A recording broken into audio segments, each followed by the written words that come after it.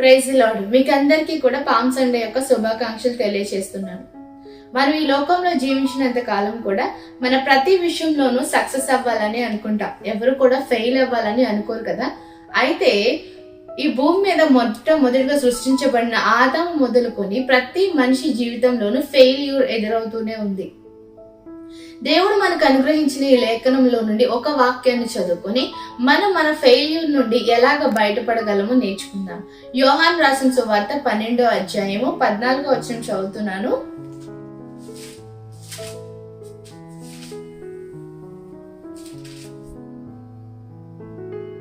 సియోను కుమారి, భయపడకుము, ఇదిగో నీ రాజు గాడిద పిల్ల మీద ఆసీనుడే వచ్చుచున్నాడు. ప్రార్థన చేసుకుందామండి. పరిశుద్ధుడ గొప్ప తండ్రి, సర్వాధికారి, మీకు వందనాలు చెల్లిస్తున్నాం ప్రభా. మీ సహాయం అనుగ్రహించి ఇంతవరకు మాకు తోడుగున్నది బట్టి నీకు వందనాలు. చదవబడిన లేఖనం వినిచిన మీ బిడ్డలకు ఆశీర్వాదకరంగా అయ్యా మేలుకరంగా మార్చి మీ నామానికి మహిమను తెచ్చుకోమని యేసయ్య నామమున వేడుకుంటున్నాం తండ్రి. ఆమేన్. చదవబడిన లేఖనాన్ని గనుక మనం గమనించినట్లయితే సియోను కుమారి అనగా యెరూషలేముతో దేవుడు మాట్లాడుతున్న మాట ఏంటంటే, నీ యొక్క రాజు నీ దగ్గరకు వచ్చుచున్నాడు, నువ్వు భయపడొద్దు అని చెప్తున్నారు. ఇదే మాటని మనం యోహాను రాసిన సువార్తలో మాత్రమే కాదు, మార్కు సువార్తలో, లూకా సువార్తలో, మత్తయి రాసిన సువార్తల్లో కూడా ఇదే మాటను మనం చదువుతాం.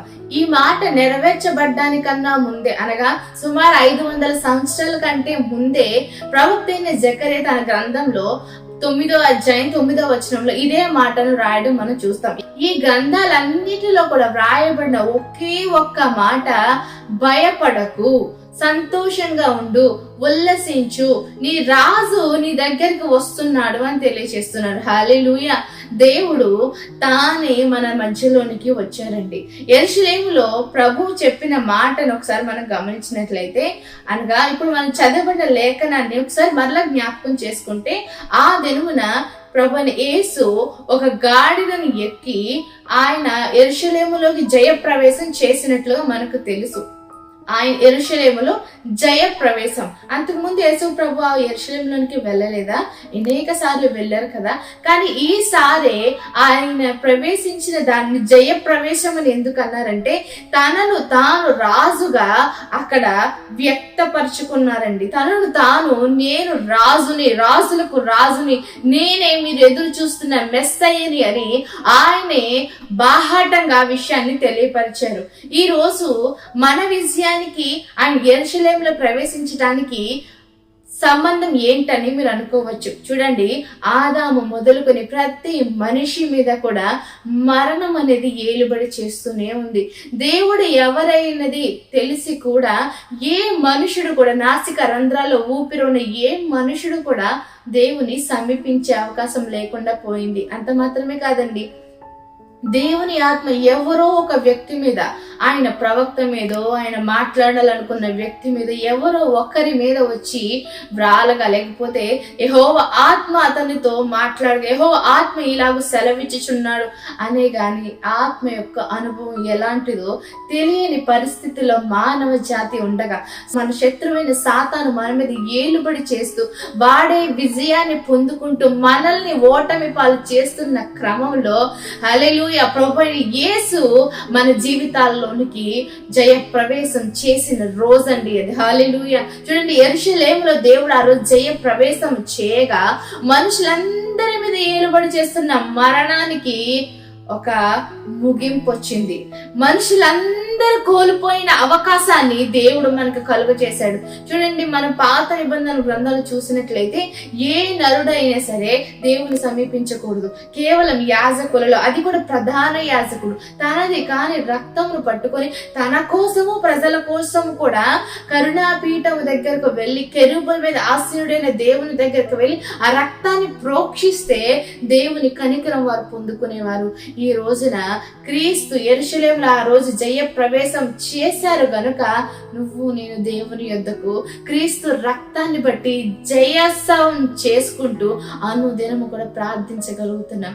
అంత మాత్రమే కాదండి, క్రీస్తు ఆ దినమున జయ ప్రవేశాన్ని చేశాడు గనుకనే ఈ రోజు మీరు నేను కూడా పరిశుద్ధాత్మ అనే వరాన్ని పొందుకొని పరిశుద్ధాత్మ చేయు కార్యాలను మన జీవితంలో అనుభవిస్తున్నాం. పరిశుద్ధాత్మ యొక్క ఉనికి ఎట్టిదో, ఆయన నడిపింపు ఎట్టిదో మనం అనుభవించగలుగుతున్నాం. చూడండి, దేవుని వాక్యం స్పష్టంగా తెలియపరుస్తుందండి. ఈ రోజు వరకు ఫెయిల్యూర్ అనే మాటకు నువ్వు భయపడుతున్నావేమో, ఒక్కసారి నీ జీవితంలోనికి యేసు ప్రభుని ఒక్కసారి రానిస్తే, నీ జీవితంలోనికి రమ్మని ఆయన గనక ఆహ్వానిస్తే, నువ్వు ఏ విషయంలోనైతే ఫెయిల్ అవుతున్నావో దానిలో దేవుడు నీకు సక్సెస్ ని అనుగ్రహిస్తారు. మనుషులందరూ ప్రయాసపడేది నరకం నుంచి తప్పించుకోవాలనే కదా.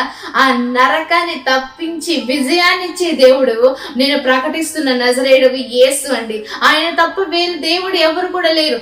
ఎంత సాధించిన, ఎంత డబ్బు సంపాదించిన, ఎంత ఉందాగా బ్రతికి ఒకానొక రోజు మనమందరం కూడా ఎంటీ హ్యాండ్స్ తోటి సమాధిలోనికి చేర్చబడవలసిన వారమే. ఆ రోజున నీకు నీ మరణంపై విజయం ఉందా? నీ ఆత్మ దానిని దయచేసిన దేవుని యొద్దకు వెళ్తుందా? ఇదే ప్రశ్న అండి. మనం జీవించినంత కాలంలో ఇదే ప్రశ్న. ఒకవేళ క్రీస్తు నీ జీవితంలో జయప్రవేశాన్ని చేస్తే, సిలువలో ఆయన సాతాను తలను చితక క్రొట్టినట్టే నీ జీవితంలో శాపాన్ని, నరకాన్ని, నీ జీవితంలో పాపాన్ని, నీ జీవితంలో నువ్వు మోస్తున్న భారాన్ని ఆయన తొలగించి ఆయనతో కూడా నిన్ను తన రాజ్యంలోనికి చేర్చుకుంటాడు. ఆ రోజు జరిగిన విజయ ప్రవేశం నీ జీవితంలో కూడా జరిగితే సక్సెస్ ఈజ్ యువర్స్. ప్రార్థన చేసుకుందామండి. పరిశుద్ధుడా, ప్రేమగల యేసయ్య నీకు వందనాలు చెల్లిస్తున్నాం. నీవు మాతో కూడా ఉండి మాతో మాట్లాడుచున్నందుకు నీకు వందనాలు. నీ యొక్క విజయ ప్రవేశాన్ని బట్టి మా జీవితంలో కూడా మేము జయాన్ని పొందుకోగలమని దేవా నువ్వు స్పష్టంగా మాట్లాడని బట్టి నీకు వందనాలు. విన్న మీ బిడ్డలందరి హృదయాల్లో నీది నీరు కట్టి ఫలించి మీరు అక్కడ కొరకు అయ్యా ప్రతి ఒక్క బిడ్డని ఆయుధపరచడానికి సహాయం అనుగ్రహించి, వారి వారి జీవితాల్లో ఏ యొక్క బలహీనతతో, ఓటమితోనైనా సంఖ్యలతో బంధింపబడి ఉన్నారు, నజరేయుడగు యేసు నామమున కట్లని తెగిపోవునట్లు ప్రభా అయ్యా మీ కనికరం చూపించి మీ బిడ్డలకు ఆశీర్వాదం, విడుదలను మీరు అనుగ్రహించమని యేసయ్య నామమున అడిగి వేడుకొని ప్రార్థన చేయించున్నాము తండ్రి. ఆమేన్. ఆమేన్. ప్రైజ్ ది లార్డ్ అండి. God bless you.